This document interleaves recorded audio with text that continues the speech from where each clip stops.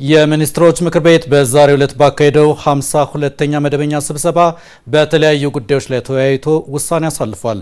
በዚህም መሰረት የጉምሩክ አዋጅን እንደገና ለማሻሻል በቀረበው ረቂቅ አዋጅ በስራ ላይ ያለው የጉምሩክ አዋጅ ለበርካታ ዓመታት ያገለገለ በመሆኑ የአዋጁን ድንጋጌዎች ዓለም አቀፍ የንግድ እንቅስቃሴ ከደረሰበት የእድገት ደረጃ ጋር ለማጣጣም በሀገራችን እያደገ የመጣውን የማኑፋክቸሪንግ ኢንዱስትሪ ልማት ለመደገፍ እንዲሁም ህጋዊ ንግድንና ኢንቨስትመንትን ለማበረታታት ይቻል ዘንድ የማሻሻያ አዋጁ ተዘጋጅቶ ቀርቧል። ምክር ቤቱም በማሻሻያ አዋጁ ላይ በሰፊው ከተወያየ በኋላ ግብዓቶችን በማከል አዋጁ ወደ ሕዝብ ተወካዮች ምክር ቤት እንዲተላለፍ በሙሉ ድምፅ ወስኗል።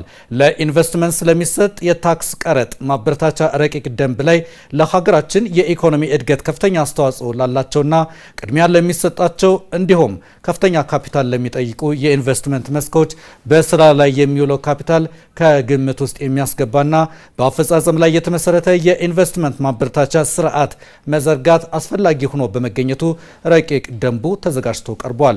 ምክር ቤቱም በደንቡ ላይ በሰፊው ከተወያየ በኋላ ግብዓቶችን በማከል ደንቡ በፌዴራል ነጋሪት ጋዜጣ ታትሞ ከመወጣበት ቀን ጀምሮ ተግባራዊ እንዲደረግ በሙሉ ድምፅ ወስኗል። በመጨረሻም ምክር ቤቱ የተወያየው የኢንተርፕረነርሺፕ ልማት ረቂቅ ፖሊሲ በኢንተርፕረነርሺፕ ዘርፍ የሚከናወኑ ተግባራት ቀጣይነት ኖራቸው ለሀገራዊ የልማት ግቦች ስኬት ሚናቸው እንዲወጡ የፈጠራ ባህልን ለማጎልበትና እሴትን ለመጨመር የሚያስችል ምቹ የኢንተርፕረነርሺፕ ስነ ምህዳር ለመገንባት እንዲቻል ተዘጋጅቶ ቀርቧል።